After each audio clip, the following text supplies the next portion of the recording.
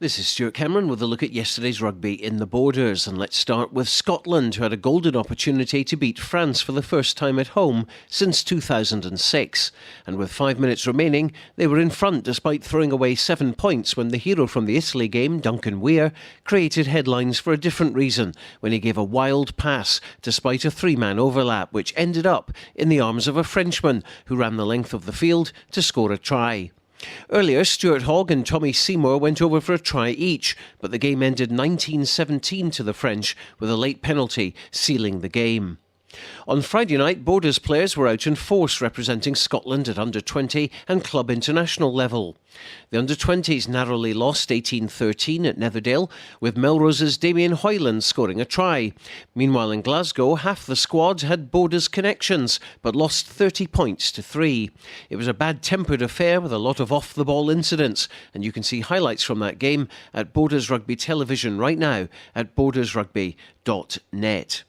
Grant Somerville, Ewan McQuillan, Craig Borthwick and Nicky Little all won club international caps on the night, and afterwards I spoke with two of them, Nicky Little and first Craig Borthwick. It's a surprise that I was called into the squad when I heard from Phil and I sort of took the chance with both hands and obviously got the start tonight and ended up playing 80 minutes even though the body wasn't sort of letting me, but yeah, I soldiered on and got through it. Well, the funny thing is, I actually did expect it because I thought, well, if anyone's going to face the French and be physical, it's Craig Borthwick. Yeah. Can you love winding up the opposition?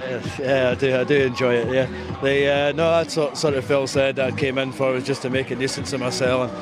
And that's about the good thing that I do on a rugby pitch, and I enjoy stuff like that. So it suited me down to the ground, but you're sort of holding a few battle scars now. But from a Gala perspective, bad news. Obviously, Chris Auld going off with a red card and George Graham injured with a shoulder.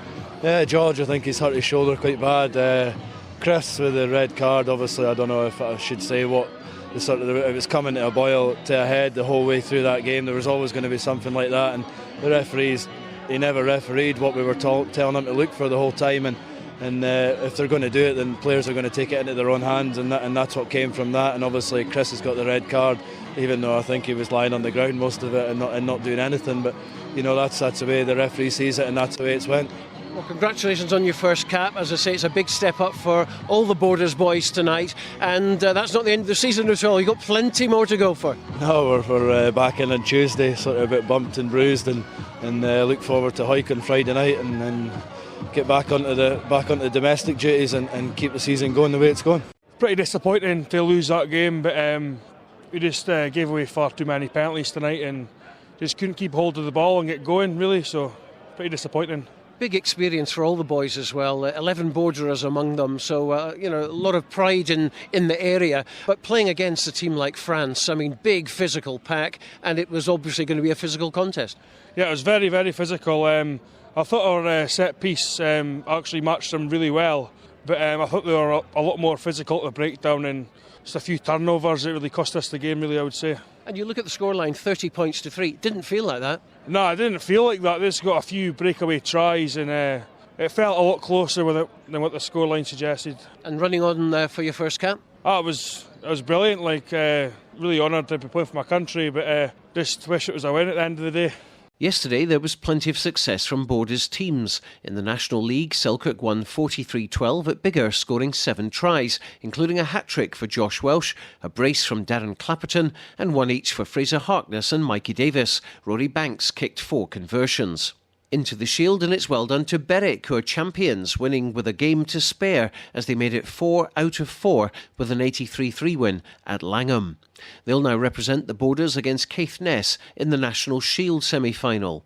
Also in the Shield, Hoyt Lindeen beat Hoyk Harlequins 12-7, while Earlston managed a victory against Duns 11-7. In the East Regional Bowl final, St Boswell's beat Liberton 30 points to 6 to retain their unbeaten record and add that trophy to the East League 3 Championship. And their prize is a national semi-final trip to either Glenrothes or Stirling University. Finally, in the Semi-Junior League, Jed Thistle lost their unbeaten record by 8 points to 7 at home to Melrose Wasps, while Melrose Storm defeated Peebles A in the Borders Second 15 Cup. In the same competition, Gala A won at Kelso A 52-5.